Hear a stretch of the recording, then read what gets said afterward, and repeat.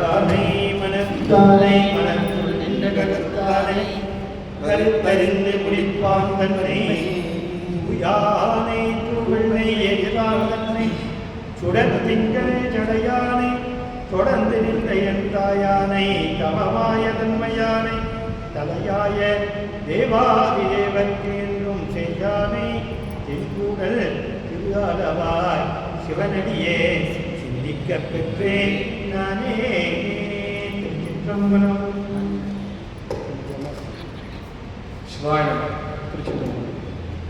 ஐந்து கரத்தனை யானை முகத்தனை இந்திய நிலம்பெறி போலும் எயிற்றனை நந்தி மகன்தனை ஞான குழந்தினை குந்தில் வைத்தடி போற்றுகின்றேனே. உலகெல்லாம் உணர்ந்து ஓதற்கரியவன் உலாவுடன் நீர்வழி வெளியன் அழகில் சோதியன் அம்பலத்தாடுவான் மலர் சிலம்படி வாழ்த்து வணங்குவான். ஊனடைந்த உடம்பின் பிறவையை தான் அடைந்த உறுதியை சாருமார் தேனடைந்த மலர்பொழில் தில்லையில் மானடம்பையும் பெற்றார் உயிர் துணையே. நம பார்வதி நாடுடைய சிவனே போற்றி எந்நாட்டவர்க்கும் இறைவா. திருச்சிற்றம்பலம். இந்நாளும் தேவருக்கு மேலாய வேதியனை மண்ணாலும் மன்னவர்க்கு மாண்பாகி நின்றானே. தன்னார் தமிழழிக்கும் தன்பாண்டி நாட்டானே பெண்ணாலும் வாகனை பேணும் பெருந்துறையில் கண்ணார் கடல் காட்டிய நாயனை ஆட்கொண்ட அண்ணாமலையானையை பாடுதலால் அம்மானான். ஒழியற்கோன் வெப்பொழித்த புகழியற்கோன் கடல் போற்றி ஆழிமிசை கல்மிதக்கில் அணைந்தவரன் அடி போற்றி வாழித்திரு நாவலர் வந்தோந்திர பதம் போற்றி ஊழிமணி திரு ஆதவரார் திருத்தான் போற்றி. நம்மையாலும் அருமையாதீன 27 குருமகா சன்னிதானங்களுக்கு திக்கு நோக்கி மனம் மொழி மைகளால் வணங்கி மகிழ்கிறேன். அடியனுடைய சைவ சித்தாந்தர் ஆசிரியர்களான திரு சிவதீபன் ஐயாவையும் திரு பாலசுப்ரமணியம் ஐயாவையும் இந்நேரத்தில் முக்கரணங்களால் வணங்கி மகிழ்கிறேன். இன்று எனக்கு பேச வாய்ப்பளித்த திரு தர்மதாசன் ஐயாவையும் வணங்கி எதில் வீட்டிற்கும் திருவேற்று அடியார்களையும் வணங்கி அடியனுடைய சிறு சொற்பொழிவை ஆற்ற கடமைப்பட்டுள்ளேன். இன்று எனக்கு வழங்கப்பட்ட தலைப்பு கலையாத கல்வியும் அப்படின்ற தலைப்பு கொடுத்துருக்காங்க. ஆனால் இன்றைக்கி பேச வேண்டியது என்னோடய ஆசிரியர் திரு சிவதீபன் ஐயா. அவர் தவிர்க்க முடியாத வர முடியாத காரணத்தால் குருவர்களும் திருவர்களும் கூட்டியதுனால அடியனுக்கு இப்போ வாய்ப்பு கிடைச்சிது. அதனால் தர்மதாசன் ஐயா இன்னொரு வாட்டி நன்றி சொல்லிடுறேன். இந்த கலையாத கல்வியும் அப்படின்னு சொல்லும்போது என்னென்னா இது அபிராமி அந்தாதியில் வர ஒரு வார்த்தை. ஆனால் கலையாத கல்வின்றனால நான் இந்த மற்ற 15க்கும் போகாமல் இந்த கலையாத கல்வியை பற்றி மட்டுமே பேசுறதுக்கு நிறைய விஷயங்கள் இருக்குது. அதனால் அதை பற்றி மட்டும் பேசுகிறேன். அது என்ன கலையாத கல்வி அப்படின்னு கேட்டால் இந்த கலையாத அப்படிங்கிற பொருள் எடுத்துக்கிட்டோம்னா மறையாத அழியாத அப்படின்னு பொருள் வருது. அப்போது கல்வினா அப்போது கலையாத மறையாத அப்படின்னா அப்போ ஆல்ரெடி அழியுமா அப்படின்னு கேட்டால் ஆமாம் அழியும். அப்படின்னா இந்த கல்வி 2 வகைப்படும். இப்போ நம்ம இப்போ உலகத்தில் வாழ்கிற கல்வி 2 வகைப்படும். ஒன்று உடற்கல்வி, ஒன்று உயிர்கல்வி. உடற்கல்வினா நம்ம என்னமோ எக்ஸசைஸ் பண்ணுறது உடம்புக்கு வேண்டிய கல்வி அல்ல. இந்த உலகத்தில் பயன்படுகின்ற கல்வி தான் உடற்கல்வி. மற்றது உயிர்கல்வி. உயிர்கல்வினா என்ன அப்படின்னா இதுதான் சித்தியார்லேயும் திருவாசகத்திலையும் நிறைய பாடல்கள் உண்டு. உயிர்கல்வி தான் நமக்கு அடுத்த பிறவி கொண்டு போகும். இந்த பிறவியில் ஒரு இன்ஜினியராக இருக்காங்களோ, ஒரு டாக்டராக இருக்காங்களோ, ஒரு சயின்டிஸ்டாக யார் வேணா இருக்கட்டும், ஆனால் இந்த பிறவிலேயோ அவங்களுக்கு அந்த படிப்பு முடித்து போடும். அவங்களுக்கு அடுத்த பிறவி கண்டினியூ ஆகாது. ஆனால் நம்ம படிக்கிற சாஸ்திரங்களும் சோத்திரங்களும் அடுத்த பிறவி கொண்டு போகும். இதை நான் சில பாடல்கள் மூலிமா உங்களுக்கு பின்னாடி விளக்குறேன். அதுக்கு முன்னாடி நான் அந்த தலைப்பு பற்றி சில விஷயங்கள் சொல்கிறேன். இப்போ நம்ம பார்த்தீங்கன்னா நிறைய இடத்துல மரண வீடுகள்லாம் பார்த்தீங்கன்னா ஒரு டாக்டர் இறந்தாலும் சரி, ஒரு இன்ஜினியர் இருந்தாலும் சரி, ஒரு இன்ஜினியர் இறந்தாலும் அங்கே வீட்டில் யாரும் அவர் படித்த டாக்டர் பட்டத்தை படிப்பை பற்றியோ அவர் இன்ஜினியரிங் படித்த பற்றியோ பேசுறதில்ல. அங்கே பாடுறதெல்லாம் திருவாசகம் தேவாரம் தான். ஏன் அங்கே அதை மட்டும் பாடுறாங்க? ஏன்னா அவர் அடுத்த பிறவிக்கும் அது தொடர்பு வரணும் அப்படின்ற ஒரே காரணத்துக்காக தான் நம்ம திருவாசகம் தேவாரம் பாடுறோம். அதே மாதிரி கல்வி அப்படின்னு எடுத்துக்கிட்டால் என்னை பொறுத்த வரைக்கும் என் அறிவு கட்டுறது வரைக்கும் நான் தெரிஞ்சுக்கிறது கல்விக்கும் அறிவுக்கும் சம்மந்தமே இல்லை. இப்போ கல்வின்றது வேறு, அறிவுன்றது வேறு. கல்வினால் எல்லாரும் சிறந்த வாங்கிடுவாங்க கேட்டால் முடியாது. ஒரு வகுப்பில் 40 மாணவர்கள் படிக்கிறாங்க அப்படின்னா அதில் தேர்ச்சி பெறுறது ஒரு 25 பேர். 25 பேரில் அந்த 25 பேர் தேர்வானாலும் அவங்க எல்லாருமே வாழ்க்கையில் முன்னேறிட்டாங்களான்னு கேட்டால் கிடையாது. ஏன்னா அதுக்கு நம்ம ஒரு இன்ட்டு வைப்போம். என்ன சொல்லுவோன்னா, இல்லை அவங்க வாழ்க்கையில் கொஞ்சம் திறமை வேணும். அப்போ அந்த கல்வியோட திறமை மேம்பட்டு போச்சு. அப்போ திறமை இருந்தால் தான் ஒருத்த மேலே வர முடியும். சரி, திறமை இருந்தால் மட்டும் போதுமா அப்படிங்கிறது இல்லை, கொஞ்சம் அதிர்ஷ்டமும் வேணும். அப்படி இருந்தால் மட்டும்தான் ஒருத்தன் இந்த உலகத்தில் வாழ்கிற கல்விக்கு இதெல்லாம் தேவைப்படும். இந்த அதிர்ஷ்டமும் இந்த கல்வியும் இந்த திறமையும் இருந்தால் மட்டும்தான் வர முடியும். சரி, இந்த கல்வினால் நமக்கு என்ன பயன்னா, இங்கே இருக்கிற உலகத்தில் சந்தோஷமாக இருக்கலாம், நிம்மதியாக இருக்கலாம், ஒரு கார் வாங்கலாம், ஒரு வீடு வாங்கலாம், எல்லாம் வாங்கலாம். ஆனால் நமக்கு அது கடைசி வரைக்கும் வராது. பட்டினத்தார் இந்த காதல் ஊசி வாராதுக்கான் கடை வலிக்கு, இதெல்லாம் என்ன நினச்சிருக்காங்கன்னா, ஊசியோட தலை அறுந்துடுச்சு, நூல் கோக்க முடியாது தானே அப்படின்ற ஒரு பொருள் எடுத்துக்கிறாங்க. ஆனால் அது கிடையாது. அந்த ஊசி நம்ம இறந்ததுக்கு அப்புறம் கூட, அந்த குண்டூசி கூட நம்ம கூட போகும்போது வாராதுக்கான் கடை வழிக்குன்னா சுடுகாடுக்கு இல்லை, சுடுகாடுக்கு அப்புறம் அந்த உயிர் ஒரு ட்ராவல் பண்ணுற ஒரு வழி இருக்குது. அதுக்கு அங்கே கூட அங்கே பயன்பட வேண்டிய ஒரே விஷயம், நம்ம இப்போ படிக்கிற திருவைந்தெழுத்தும் தேவாரமும் சாஸ்திரங்களும் தான் நமக்கு எல்லா பிறவிலும் நமக்கு உதவி பண்ணோம் அப்படின்னு சொல்கிறாங்க. அதே மாதிரி ஒரு நாவுக்கரசர் மாணிக்கவாசகர் என்ன சொல்கிறாருன்னா, கற்றாரை நான் வேண்டேன் அப்படின்னு சொல்கிறாரு.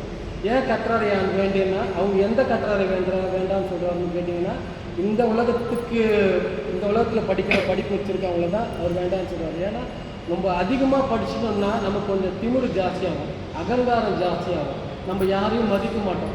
நீங்கள் நிறைய எடுத்துக்காட்டு எடுத்துக்கிட்டு, ஒரு பணத்தால் தாண்ட ஒரு உயர்ந்த இடத்துல இருந்துட்டு திடீர்னு ஒரு காலத்தின் வினைப்பயன் காரணமாக அவர் ரொம்ப ஒளிஞ்சு கீழே வந்துட்டானா கூட அவர் திரும்பி மாற வாய்ப்பு இருக்குது. ஆனால் இந்த கல்வியை படித்தவன் மட்டும் முடியவே முடியாது. ஏன்னா அவனுக்கு எப்போவுமே நான் படிச்சுட்டேன்னு இருக்கும். நீங்கள் ஒரு எடுத்துக்காட்டுக்காக சொல்கிறேன், நீங்கள் சரஸ்வதி சபதம் படம் பார்த்துருந்தா கூட அதில் சிவாஜி தான் ரொம்ப திமிராக இருப்பான், தவிர ஏர்விஜா ஜெமினி கட்சி ரொம்ப சைலண்டாக தான் இருப்பாங்க. ஏன்னா அது படித்ததோட அளவு இருக்கும், நான் படிச்சுட்டேன், எனக்கு எல்லாம் தெரியும் அப்படின்னு இருக்கும். இன்னொரு எடுத்துக்காட்டோட சொல்லலாம், நம்ம திருவண்ணாமலை வரலாறு கூட எடுத்துக்காட்டு சொல்லலாம். பிரம்மாவும் திருமாலும் அடிமுடி தேடிட்டு போகும்போது, இங்கே பிரம்மா திருமால் சொன்னது பிரம்மாவை கல்விக்காகவும் திருமாலை பணத்துக்காக தான் சொன்னாங்க. பணம் பற்ற திருமால் என்ன சொல்கிறாருன்னா, தன் தப்பை ஒத்துக்கிட்டு சாஷ்டாங்க வந்துட்டார், எனக்கு முடியல சாமின்ட்டு. ஆனால் படித்த பிரம்மா என்ன பண்ணுறாருன்னா, கூட்டு சேர்ந்துக்கிறாரு. யாரும் இந்த தாழ்மையோட கூட்டு சேர்ந்துட்டு இந்த மாதிரி பேசி பண்ணுறதுனால தான் அந்த கற்றாரை வேண்டேன்றாங்க. அப்படி சொல்கிறாங்க. அதனால தான் அவர் நான் கற்றாரை நான் வேண்டேன் அப்படின்னு சொல்கிறாரு. அடுத்தது ஔவையார் என்ன சொல்கிறாங்கன்னா, சாகாமை கற்பதுவே கல்வின்றாங்க. ஒரே வார்த்தை, சாகாமை கற்பதுவே கல்வி. நீ படித்த படிப்பு நீ சாகக்கூடாது அப்படின்னு சொல்கிறாங்க. இப்போ சாகாமை கற்பதுன்னா இப்போ எல்லோரும் இறந்து தானே ஆகணும். அப்படி இருந்தாலும் அவங்க சொன்ன வார்த்தைகள், இப்போ ஞானசம்பந்தர் நம்ம கூட இல்லை, நாவுக்கரசர் நம்ம கூட இல்லை, சுந்தரர், எந்த நாயன்மார்களும் சரி, எந்த பெரிய பெரிய ஆளுங்களும் யாருமே இல்லை. ஆனால் அவங்க பேரை நம்ம இப்போ இந்த இடத்துல சொல்லிட்டு இருக்கோம். அவங்க வாழ்ந்தது 6ஆம் நூற்றாண்டு, நம்ம இருக்கிறது 21ஆம் நூற்றாண்டு. 14 நூற்றாண்டு கடந்தும் நம்ம அவங்கள பற்றி பேசிகிட்டு இருக்கோம்னா அதுதான் சாகாமை கல்வி அப்படின்னு சொல்கிறாங்க. அது இல்லாமல் ஒரு சேந்தனார் என்ன சொல்கிறோன்னா, கற்றவர் விழுங்கும் கற்பக கனியன்றார்.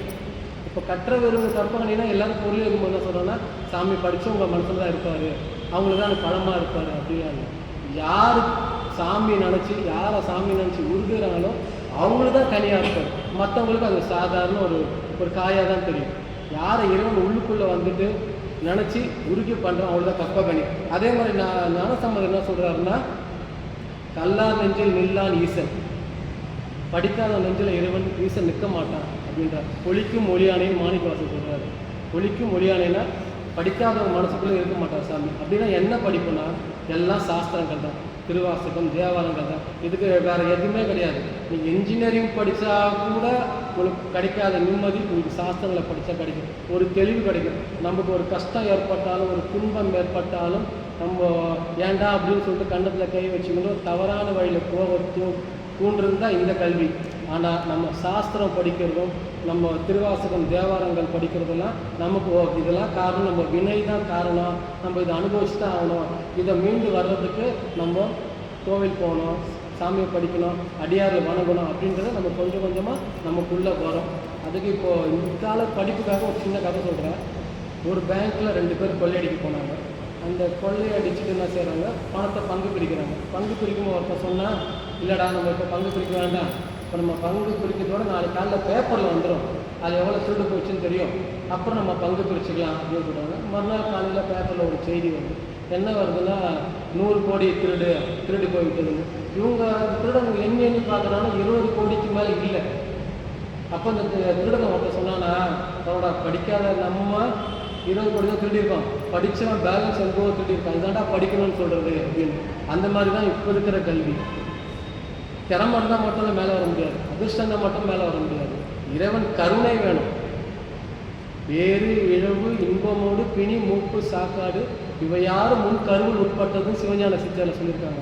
இதெல்லாம் முன்னாடியே தீர்மானிக்கப்பட்டது. நீ இன்ஜினியர் ஆவதும் தீர்மானிக்கப்பட்டதா, நீ ஒரு கோயில் வாசலில் இருந்து பிச்சை எடுக்கிறதும் தீர்மானிக்கப்பட்டதா. இதெல்லாம் மாற்று கருத்தே கிடையாது. அது தெரிஞ்சுக்கணும். படித்ததை மட்டும் இதை படித்து நான் வாழ்க்கையில் மேலே இருக்கேன், நான் பெரிய ஆள் ஆகிட்டேன் அப்படின்னு நினைக்கவே கூடாது. எங்கே போனாலும் கடைசியில் இங்கே வந்து தான் ஆகணும். அப்படி இல்லாமல் போனால் திருப்பி வந்து தான் ஆகணும். இதை தொடாமல் புத்திக்கு போக முடியாது. நான் வேணால் சேலஞ்சு கூட சொல்கிறேன். ஏன்னா சித்தியார் பாடலில் அவ்வளோ இருக்குது. நம்ம இப்போ நாங்கள் இப்போ படிக்கிறதோட ரீசனு இதை எங்களுக்கு அடுத்த ஜென்மத்திலே கண்டினியூ ஆகும். இது கண்டினியூ ஆகணும்னா நம்ம இங்கே வரணும், இல்லைன்னா முடியாது.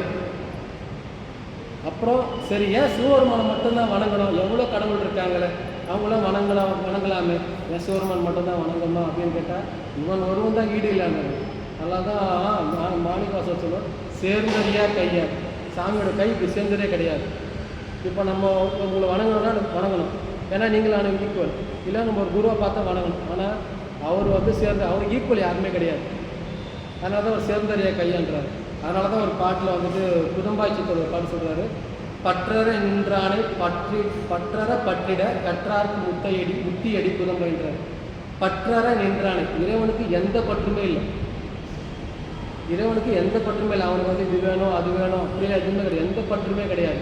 பற்றற நின்றானை பற்றற பற்றிட. இது பற்றறன்றது உயிரை குறிக்குது. நமக்கு எந்த பற்று இல்லாமல் இறைவனை பற்றணும். எனக்கு இது வேணும், எனக்கு அது வேணும், எனக்கு இது நடக்கணும், இது நடந்தால் நான் அது பண்ணுறேன், அது நடந்தால் நான் இது பண்ணுறேன். அந்த பற்று இல்லாமல் இறைவனை பற்றணும். அந்த பற்றற நின்றானை பற்றற பற்றிட கற்றார்க்கு முத்தியடி. இதெல்லாம் யார் படிக்கிறாங்களோ அவங்களுக்கு தான் முத்தின்றாங்க. அப்புறம் வந்துட்டு ஒரு குருஞான சம்பந்தர் ஒரு சொல்கிறாரு, ஆய்வார் பதிப்பசு பாசத்தின் உண்மையே அப்படின்றாரு. ஆராய்ச்சி பண்ணணும். எது? பதி பசு பாசம். சைவ சித்தாந்தத்தில் இந்த 3 பொருள் உண்டு, பதி பசு பாசம். ஆனால் நிறைய பேர் என்ன பண்ணுறாங்கன்னா, இறைவன் இருக்கானு ஆராய்ச்சி பண்ணுறாங்க. அந்த இறைவன் இருக்கான ஆராய்ச்சிலாம் பண்ணவே முடியாது, அவங்களுக்கு சொல்லவே முடியாது. இப்போ நம்ம ஒரு பார்வையை பார்க்குறோம் அப்படின்னா எல்லோரும் எப்படி பார்க்குறீங்க கேட்டால் கண்ணால் சொல்லுவாங்க. ஆனால் ஆக்சுவலாக கண்ணு கிடையாது. ஒரு வெளிச்சத்தால் தான் நம்ம ஒரு பொருளை பார்க்குறோம். ஆனால் கண் நமக்கு உதவி செய்யுது. அப்போ அதே கண் இருக்குது, ஆனால் இருளில் பார்க்க முடியுமான்னு கேட்டால் பார்க்க முடியாது. அப்போது இறைவன் தன்னை பார்க்கறதுக்கும் தன் ஒளியாகி இறைவன் திருவருளை கொண்டு தான் காட்டுறான். அதனால் வேணும். அதனால தான் ஆய்வார் பதி பசு பாசம்ன்றாங்க. இந்த பதினா இறைவன் ஓரளவுக்கு தெரியும். பதினா இறைவன், பசுனா உயிர்கள், பாசம்னா ஆணுமரம். இந்த பதி ஆகிய இறைவனை பசு சென்றடையாமல் தடுப்பது இந்த பாசமாகிய ஆணவமனம். இந்த ஆணவமனத்தோட இயல்பு என்னன்னு கேட்டால், இறைவன் முற்றறிவுடையவன், உயிர்கள் சிற்றறிவுடையவன். அதாவது அறிந்தால் அறித்தன்மை. இந்த பாசம் சடப்பொருள். இது என்ன செய்ய? இந்த ஆணவமனம் இறைவனை சென்றடையாமல் தடுத்துக்கிட்டே இருக்கும்.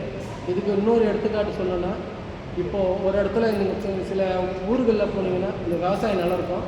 அந்த விவசாய நிலத்தில் ஒரு மாடு மேய விட்டுருப்பாங்க. ஒரு கொம்பு அடித்து அதில் ஒரு கயிறை கட்டி, அந்த கயிறு முனையில் பசுவோட கழுத்தை கட்டியிருப்பாங்க. இந்த பசு அந்த கயிறு எவ்வளோ தூரம் கட்டியிருக்கோ அது வரைக்கும் தான் மேய்ஞ்சிக்கிட்டே இருக்கும். அந்த கயிறை தாண்டி மேய முடியாது. அதே மாதிரி தான் இந்த பசுவாகிய உயிர், இந்த பாசமாகிய பாசம்னால கயிறுன்னு அர்த்தம். அதான் யமன் கையில் பாசம்னுவாங்க. நம்ம என்ன செய்யறோம்னா பாச கயிறுன்னு சொல்லிடுவோம். ஆனால் பாசம் மேலே கயிறுன்னு தான் அர்த்தம். அந்த நமக்கு குறுக்க இருக்கிறது இந்த உயிருக்கும் இறைவனுக்கும் நடுவில் இருக்கிற இந்த பாசத்தை என்றைக்கு அறுக்கிறோமோ அன்றைக்கி இறைவனை போய் நம்ம சென்றடையலாம். இப்போது அந்த பாசத்தை அறுக்கிறதுக்கு என்ன வேணும் அப்படின்னா, அதுக்கு தான் 5 எழுத்து. இந்த 5 எழுத்து இருந்தால் மட்டும்தான் நம்ம அந்த பாசத்தை அறுக்க முடியும் அப்படின்னு சொல்கிறாங்க.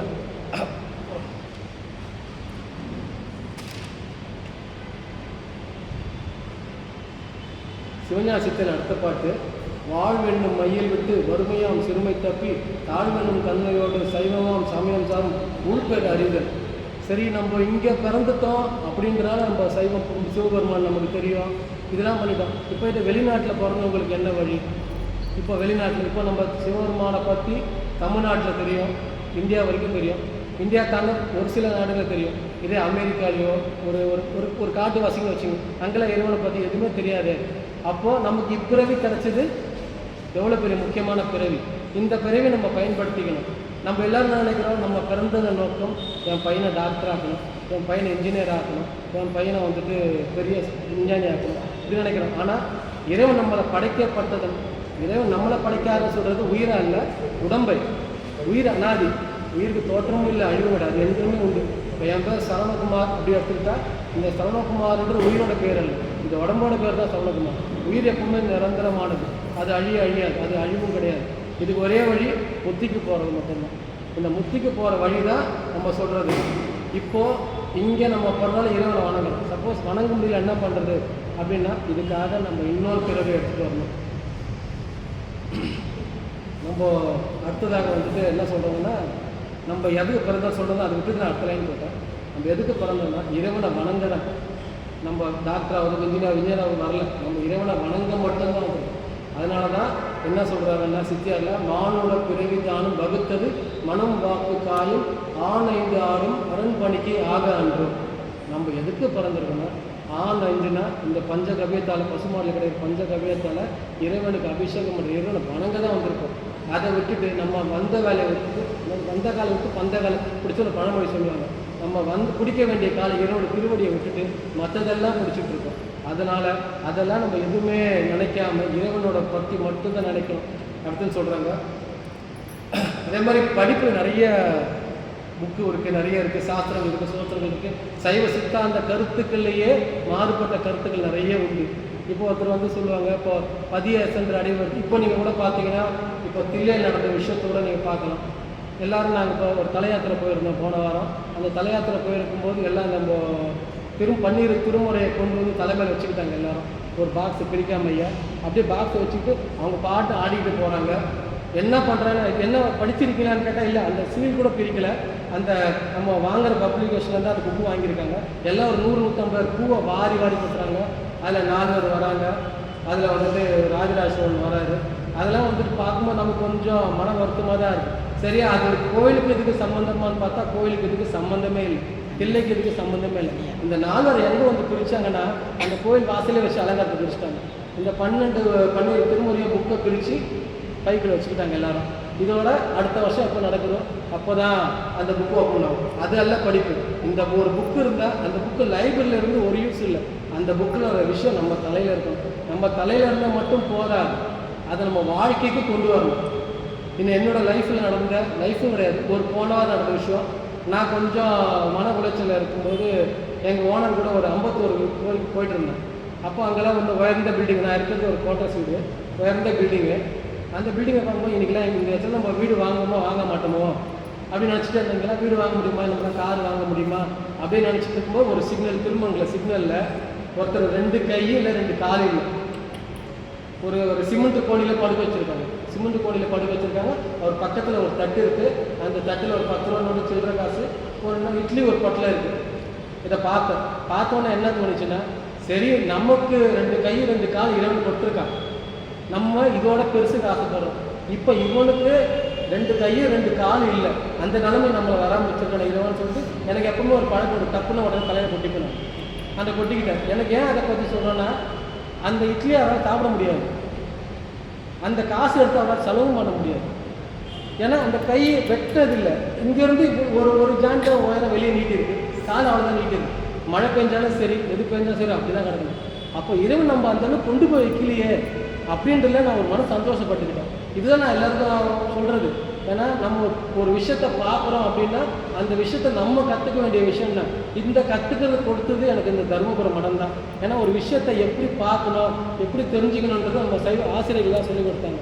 இதே மாதிரி நிறைய சொல்லிட்டு போகலாம். நான் நிறைய பேருக்கு சிலதான் சொல்கிறேன், இல்லைங்க சில பேர் வந்து இந்த கல்யாணம் ஆகலை, என்ன பரிகாரம், எந்த கோயிலுக்கு போகணும், ஒன்றும் இல்லை, விதிச்சது கண்டிப்பாக கிடைக்கும், அவ்வளோதான் நான் சொல்கிறது. ஒன்றும் இல்லை, நீங்கள் அந்த கோயிலுக்கு போங்க, இந்த கோயிலெலாம் போகல, நீங்கள் எந்த கோயிலுக்கு திருநெல்வேலியில் இருதலீஸ்வரர் கோயில் இருக்குது, அந்த கோயிலுக்கு போனால் எதையும் சரியாகுன்றாங்க. அப்படிலாம் பலன் எதிர்பார்த்து போனால் கண்டிப்பாக நடக்காது. இறைவன் வேண்டியது அன்பு தான். அழுதால் உன்னை பெறலாமேன்னு ஒருத்தர்கிட்ட சொன்னேன். அதுக்கு என்ன சொன்னால், டெய்லியும் தான் சாமி கிட்ட அழுதுட்டு இருக்கேன் அப்படின்னாங்க. நீ குடும்ப கஷ்டத்தை நினச்சி அழுதா சாமி வரமாட்டார். நீங்கள் சாமியோட கருணை நினச்சாலும் மட்டும்தான் சாமி வருவார். என்னோட குடும்ப கஷ்டத்தை நினைக்க எனக்கு ஏன் இந்த மாதிரி கொடுக்குற அப்படின்னு நினச்சாலும் கடவுள் வரவே மாட்டார், அதுவும் புரிய மாட்டார். அவரோட பேரின்பத்தை நினச்சி நம்ம உணர்ந்து எப்போ சாமி நமக்கு இந்த மாதிரி கிடைக்கும், நம்ம இன்னும் ஒரு அடியார் மாதிரி நம்ம எப்போ ஆகும். இப்போ இவங்கெல்லாம் பதிகம் பாடும்போதெல்லாம் கேட்கும்போது எனக்கெல்லாம் இருக்கும், நான்லாம் பதிகம் பாட ஆரம்பிச்சேன்னா சாமியாக போது எடுத்து உனக்கு தான் முத்தி தானே வேணா தந்துடுறேன் அப்படின்னு சொல்லுவார். அந்த அளவுக்கு தான் நான் பாடுவேன். சில பேர் பாடும்போதெல்லாம் அப்படி தான் இருக்கும், அவ்வளோ அருமையாக இருக்கும் கேட்குறதுக்கு. நம்மளால முடியல, ஏன்னா நமக்கு தெரியல சாமி இப்படி தான் அடுத்த பிறவியில் என்ன கொடுத்தாலும் கொடுக்கலாம். ஏன்னா எனக்கு பாடணும்னு ஆசை, ஆனால் என் குரலுக்கும் எனக்கும் சம்பந்தமே இல்லை. அக்கா நல்லா அக்கா எனக்கு அம்மா அவங்க நான் முதல்ல பேசும்போது அவங்க தான் வந்தாங்க. அதனால அதே மாதிரி பூசை அப்படின்றது எல்லாம் நினச்சிக்கிறாங்கன்னா, ஒரு பூ வாங்கி ஒரு மாலை வாங்கி ஒரு வீட்டுக்குள்ளே கொண்டு போய் வச்சு அதை பூசை ரூமில் மணி அடித்து டிஸ்டர்ப் பண்ணாதீங்க, டிவி போடாதீங்க அப்படின்னு 10 பேர்ட்ட சிட்டி சண்டை போட்டு வந்து பண்ணுறது பூசை இல்லை. என்னை பொறுத்தவரைக்கும் சித்தியார் என்ன சொல்கிறாங்கன்னா, ஞான நூல்களை ஓதல், ஓதுவித்தல், நற்பொருளை கேட்பித்தல், தான் கேட்டல், நன்ற மீனமிலா பொருள் அதனை சிந்தித்தல், 5ம் இறைவனடி அடைவிக்கும் எழுஞான பூசைன்னு சொல்கிறாங்க. இப்போ நம்ம பூசைனா என்ன? ஓதல், ஓதுவித்தல். நம்ம பேசுகிறதும் பூசை தான், அதை நீங்கள் கேட்குறதும் பூசை தான். இது சாதாரண பூசை இல்லை, இது எழுஞான பூசை. சாதாரண பூசைன்னா உங்களுக்கு பதம் முத்தி தான் கிடைக்கும், இது படித்தோன்னா சாயுட்ச முத்தி கிடைக்கும் அப்படின்றாங்க. ஏன் ஒரு இடத்துக்காக சொல்கிறேன், ஏன் ஒரு வாயை கொடுத்து 2 காலை கொடுத்துருக்காங்க சாமி அப்படின்னு கேட்டால், கம்மியாக பேசு நிறைய கேள்வி. செல்வத்துள் செல்வம் செவிச்செல்வம் அச்செல்வம் செல்வத்துள் எல்லாம் தலை. சரி, இது கூட சிறப்பு ஏன் அப்படி செவிக்கு மட்டும் சிறப்பு அப்படின்னு கேட்டால், இப்போ நான் சிவாய நமன்னு சொல்லும்போது எனக்கு வெளியே வந்துருக்கு. சிவாய நம்ம நீங்கள் கேட்கும்போது உங்களுக்கு உள்ளே போயிடும். அப்போது சொல்கிறதோட கேட்கறதோட தான் பலன் ஜாஸ்தி. அதனால தான் செல்வத்துள் செல்வம் செவிச்செல்வம் அச்செல்வம் செல்வத்துள் எல்லாம் தலை. கேட்குற ஞானம் தான் எப்பவுமே சிறந்தது அப்படின்னு சொல்கிறாங்க. அதே மாதிரி ஓதல், ஓதுவித்தல், நற்பொருளை கேட்டல். நம்ம ஒரு பதிகம் கேட்குறோம், ஒரு முற்றோதல் சொல்லும்போது எல்லா இடத்துலையும் சொல்கிறது தான். முற்றோதலில் என்னென்னா பொருளை தெரிய மாட்டாங்க. அதனால தான் மாணிக்க வாசகர் திருவாசகர் சொல்கிறார், சொல்லிய பாட்டின் பொருள் உணர்ந்து சொல்லுவா செல்வ சிவபுரத்தின் உள்ளா சிவனடிக்கு பல்லோரும் ஏற்க பணிந்து. சொல்லிய பாட்டின் பொருள் சொல்லணும். நான் 100 வாட்டி முற்றோதல் பண்ணிட்டே எனக்கு ஆபீஸ்வரர் கோயிலில் சொல்லுவாங்க. நான் கேட்பேன், இது ஏன்னா ஒரு வரைக்கும் உங்களுக்கு விளக்கம் தெரியுமான்னு கேட்டால் ஒன்றும் தெரியாது. நான் சொல்ல ஒன்றும் இல்லைங்க, வாங்க சைதாப்பட்டிலேருந்து ஒரே ஸ்டேஷன் தான், மாம்பழம் கோடம்பாக்கம், தருமபுரத்தில் படிங்க, தெரிஞ்சுக்கலாம். உங்களுக்கு உங்கள் வணங்குற விதமே மாறும் எல்லாம் சொல்லுவேன். அதுலேருந்து ஒரு 4-5 பேர் சேர்ந்துருக்காங்க. ஆனால் நமக்கு சொல்லிய பாட்டின் பொருள் தெரிஞ்சுக்கணும். பொருள் தெரிஞ்சால் மட்டும்தான் உங்களுக்கு. இப்போ ஒரு டிவியில் நமக்கு பிடிச்ச ஒரு டிஷ் வச்சுப்போம், அது டிவியில் பார்த்து என்ன பண்ணும், அது நம்ம சாப்பிடணும். அது சாப்பிட்டாலும் ருசி நமக்கு தெரியும். நம்ம எவ்வளோ நாளாக டிவியிலே பார்த்துட்டு இருக்குது, இல்லை எனக்கு டிவியில் பார்த்தாலே போதும், எனக்கு அது போதும்னா அது போதும், அவ்வளோதான். அவங்களுக்கு அந்த பேரின்பம் கிடைக்காது. பேரின்பம் வேணும்னா நமக்கு பொருள் தெரிஞ்சுக்கணும். பொருள் தெரிஞ்சால் மட்டும்தான் புரியணும். அதே மாதிரி என்ன பஞ்சாட்சரம் அப்படி சொல்கிறோம், திருவைந்தெழுத்து சொல்கிறோம். என்ன திருவைந்தெழுத்து சொல்லணும் அப்படின்னு பார்க்கும்போது, நான் போன வாரம் நோட்ஸ் எடுத்தேன். அப்போ நான் இப்போ தலையாத்திரை போன வாரம் போகும்போது குருகாவூர் வெள்ளடையில் அந்த சிவடி விநாயகர் வகுப்பு சொன்னார். குருகாவூர் வெள்ளடையில் சுந்தரர் வந்துட்டுருக்காரு, பரிவார பரிசனங்களோடு வந்துட்டு இருக்கும்போது சுந்தரம் கொஞ்சம் முன்னாடியே வந்துட்டார். பரிசனங்கள் வர லேட் ஆகிடுச்சு. அப்போ சாமி என்ன செஞ்சாரா, குருகாவூர் வெள்ளடைக்கு ஊருக்கு கொஞ்சம் வெளிப்புறத்தில் ஒரு பந்தல் போட்டு அமர்ந்திருந்தார். அமர்ந்திருந்து எல்லாம் வெளியே அனுப்பணும். ஒரு குளிர்ச்சியான பந்தல் பார்த்தோன்னா போய் உள்ளே உட்காரதான் தோணும். ஒரு சுந்தரம் உள்ளே போய் உட்காரும்போது சாமியாக ஒரு அந்தன வேடத்தில் இருந்துட்டு சிவாய நமன்னு சொன்னாங்க. அப்போ என்ன மந்திரம் சொல்லணும்னா சிவாய நம. சில பேர் சொல்லுவாங்க சிவாய நம சூக்கும மந்திரம்னு சொல்லுவாங்க. சூக்கும மந்திரம் சொல்கிறது சாமியை அந்தன ரூபத்தில் வந்துட்டு சுந்தரர் சொல்லுங்க சிவாய நம. இப்போ உண்மை விளக்கத்திலே ஒரு பாடல் உண்டு. என்ன சொல்கிறேன்னா, ஆதிமலம் 2ம் ஆதியாய் ஓதினார், சேதியா மும்மலம் தீர்வாக போதம் மதிப்பறிதான் இன்பத்தை வாழ மாறி விதிப்படி ஓதுமே அஞ்செழுத்து. நீங்கள் சிவாய் ஆதிமலம் 2ம் ஆதியாய் ஓதினார், ஆதிமலம் 2. இப்போ சிவாய் நம்ம எடுத்துக்கிட்டோம்னா சி சிவனை குறிக்கும், வா திருவருளை குறிக்கும், சிவாயா உயிரை குறிக்கும், நான் திரோதானத்தை குறிக்கும், மா ஆனமலத்தை குறிக்கும். ஆதிமலம் 2ஐயும் ஆதியாய் ஓதினார். நீ நமச்சிவாயன்ற மந்திரத்தை சொன்னீங்கன்னா பேதியா மும்மலம் தீர்வாகாது. உனக்கு இந்த 3 மலம் அறாது, இந்த 3 மலம் இருக்கும். என்ன ஒன்றா போதம் மதிப்பறிதான். இந்த உனக்கு இந்த உலகத்தில் வாழக்கூடிய போதம்லாம் கிடைக்கும். ஆனால் விதிப்படி மாறி 5 எழுத்து ஓடு. விதிப்படி மாறி 5 எழுத்து ஓடுனா இந்த நம தூக்கி பின்னாடி போட்டுரு. அப்போ சிவய நம அப்படின்னு சொல்லு. இந்த சிவய நம சொல்லும் போது உனக்கு முத்தி கிடைக்கும் அப்படின்னு சொல்றாங்க. அதே மாதிரி இப்போ முக்கியமாக வந்துட்டு சாமி வந்துட்டு 2 இடத்துல பூசை எடுத்துக்கிறாரு. ஒன்று தாபரம், ஒன்று சங்கமம். தாபரம் என்பது சிவலிங்கம், சங்கமம்ன்றது அடியாறு போக்குவரத்து. இந்த 2 இடத்துல மாபரம் பூசை கொள்ளும், வேற எங்கேயும் பூசை கொள்ள மாட்டான் அப்படின்னு சொல்றாங்க. அந்த அடியாரை பற்றி நம்ம என்ன சொல்றது? இப்போ ஒரு அடியார்களை பற்றி அடியார்கள் சாமியை பற்றி சொல்லலாம், இல்லை நம்ம ஒரு சாதாரண ஒரு நம்ம தலைவரை பற்றி எங்கள் தலைவர் அப்படி, என் தலைவர் இப்படின்னு சொல்லலாம். அதை இயல்பு இப்போ அப்படியே நடந்துட்டு இருக்கு. ஆனால் எந்த தலைவராவது என்னோட தொண்டை இப்படி அப்படின்னு சொன்னது உண்டா?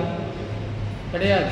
இவங்க எல்லா இடத்துலையும் எல்லா அரசியல்வாதி எடுத்துங்க, எல்லா சினிமா நடிகர் எடுத்துங்க, தொண்டன் தான் தலைவரை புகழ்ந்து பேசுவாங்க தவிர தலைவர் தொண்டனை புகழ்ந்து பேச மாட்டான். ஆனால் திருவாரூர் சாமி சொல்றாரு, என்ன சொல்றாருன்னா, பெருமையால் தம்மையொப்பார், பேணலால் என்னை பெற்றார், ஒருமையால் உலகை வெல்வார், ஊனமின் மேல் ஒன்றும் இல்லார், அருமையால் நிலை நின்றார், அன்பினால் இன்பம் மாறும், இருமையும் கண்டின்றார், இவரணி அடிவாய். இது எங்க சொல்றாருன்னா, சுந்தரர் வந்துட்டு திருவாரூருக்குள்ள போறாரு. திருவாரூருக்குள்ள போகும்போது அங்கே விரும்பின்ற நாயனாருக்கு வந்து எல்லாரும் அமர்ந்திருக்காங்க. அந்த அமர்ந்திருக்கும்போது இவங்களுக்குள்ள நம்ம என்னைக்கு போய் இவங்க கூட சேர்றது அப்படின்ட்டு நம்ம அப்படியே தயங்கிட்டே போயிட்டாரு. அப்போ இவர் என்ன நினச்சிக்கிட்டார், விரும்பின்றது நம்மளை மதிக்காமல் போயிட்டாரு அப்படின்னு சொல்லிட்டு என்ன செய்கிறாருன்னா, இவர் வந்துட்டு இதுலேருந்து சைவத்திலேருந்து புறகு அப்படின்னு ஒதுக்கிட்டாங்க. அதாவது சைவத்திலேருந்து வெளியேற்றிட்டாங்க அவர். அப்போ என்ன செஞ்சார், சாமி மேற்கு கோபுர வாசலில் காட்சி கொடுத்தார். சாமி இவங்க யாருக்கும் தெரியாமல் சுந்தரருக்கு மேற்கு கோபுரத்தில் காட்சி கொடுத்தார். இது விரும்புறது தெரிஞ்சு போய் சாமியாக பிறந்துட்டார். இப்போ ஒரு கட்சி தலைவரையே கட்சியில் தூக்கிட்டாரு ஒரு தொண்டர். அப்போ இவருனா சாமி எவ்வளோ போட்டுருவார்? இல்லை இல்லை, சாமி என்ன சொன்னார் சுந்தரிக்கிட்ட, சாதாரண ஆள்லாம் கிடையாது, அடியார் தான் முக்கியம். அந்த அடியார் பெருமையை நீங்கள் பேசுங்க, அடியார் பெருமையை நீங்கள் பாடுங்க அப்படின்னு சொல்கிறார். அப்போ ஒரு சுந்தரர் சொல்கிறார், எனக்கு தெரியாது, ஒன்றும் தெரியாது, நான் எப்படி பாடணும் அப்படின்னு சொல்லும்போது தான் சாமி எடுத்து கொடுக்குறாரு. கிள்ளைவாழ் அந்த நர்த்தம் அடியாருக்கும் அடியார் எடுத்து கொடுத்து சாமி பாடுறாரு. அதனால ஒரு தலைவன் தொண்டனை பற்றி பாடுறது இங்கே தான் சிறப்பு.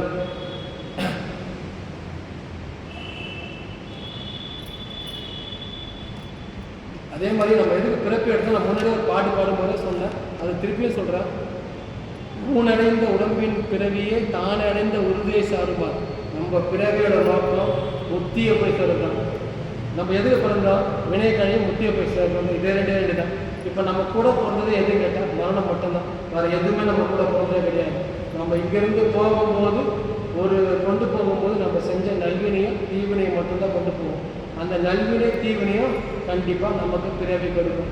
என்னைக்கு நம்ம நல்வினையும் தீவினையும் இல்லாமல் இருக்கோம், அன்னைக்கு பிறவி கிடையாது. என்னைக்கு இந்த உடம்பு பூமியில் விழுந்தோ அவங்களுக்கு பிறவி உண்டு. அதனால தான் வந்துட்டு நம்ம வள்ளலார் பெருமான் தன்னை உடம்பு ஒளி உடம்பு ஆகிக்கணும்னு சொல்லிட்டு வெள்ளை துணியில் எப்பவுமே போத்திக்கிட்டு இருந்தார். தன்னோட உடம்பை அணுகுடமாக மாற்றணும், ஒளி உடம்பாக மாற்றணும். நம்ம நாயன்மார்களில் நிறைய பேர் உடம்பு விட்டுட்டே போகணும். ஞானசம்பா ஜோதியில் கலந்துக்கிட்டாரு, சுந்தரர் கைலாய்க்கே போயிட்டாரு, நாவுக்கரசர் திருப்புகழர் ஐக்கியமானார், மாணிக்கம் தில்லையில் ஐக்கியம். இவங்க யாரும் உடம்பு விட்டுட்டு போகணும். உடம்பு விட்டுட்டு போனால் கண்டிப்பாக பிறகு உண்டு. இந்த உடம்பை விட்டுட்டு போகாமல் இருக்கிறதுக்கு தான் நம்ம வழி பண்ணணும். அதே மாதிரி நமக்கு ஏன் அப்படின்னு கேட்டாங்கன்னா, இப்போ நமக்கு இறைவன் கொடுக்குறாரு இந்த உடம்பு தனுக்கரண பூனை போகும்போது சைவ சித்தம் சொல்லுவோம். இதெல்லாம் கொடுத்தது நோக்கம் நீ வினையை கழிக்க மட்டும்தான். ஒரு 1000 ரூபாய் வினையை கொண்டு வந்து கழிக்கிறதுக்கு, அதை கழிச்சிட்டு நீ போயிடணும், அவ்வளோதான். ஆனால் நம்ம என்ன செய்கிறோம், 1000 ரூபாய் வினையை கழிக்கும் போது இங்கேருந்து ஒரு 5000 ரூபாய் சம்பாதிச்சுட்டு போவோம். இதனால நமக்கு திருப்பி பிறவி உண்டு. என்றைக்கு இந்த வினையெல்லாம் நமக்கு இப்போது எடுத்துக்காட்டுக்கு இப்போ தங்கத்தோட விலை ஏறி போச்சுப்போம், வெள்ளி அதுவும் ஏறி போச்சு, பெட்ரோல் விலை அதுவும் ஏறி போச்சு. அப்படி இருக்கவங்களெல்லாம் கண்டிப்பாக பிறவி உண்டு. தங்கம்னா என்ன? கண்ணப்பட்டு கேட்குறாங்க. இது இந்த சாமி பார்க்குறாரு, சிவலிங்கத்தை பார்க்குறாரு. நம்ம பொறுத்தவரைக்கும் சிவலிங்கம் ஒரு சடப்பொருள். அதான் ஒரு பழமை சொல்லுவாங்க, கல்லை கண்டா நாயை காணும், நாயை கண்டா கல்லை காணும். அதுக்கு பழமொழி தப்பாக தெரிவிக்கப்பட்டது. கல்லை கண்டா நாயகனை பார்க்க முடியாது, அதுக்குள்ளே இருக்க சாமியை பார்க்க முடியாது. ஆனால் நாயகனை பார்த்தா அங்கே கல் தெரியாது உங்களுக்கு. அதனால தான் அதை மருவி கல்லை கண்ட நாயகனை நாயகண்ட கல்லை கண்டன்னு மாற்றிட்டாங்க. நம்ம இறைவனால் நம்ம கொடுக்கப்பட்டதாக இந்த உடலை கொண்டு நம்ம திருப்பி இங்கே பெறாமல் இருக்கணும். இந்த பெறாமல் இருக்கிறதுக்கு தான் நம்ம பிறந்திருக்கோம்.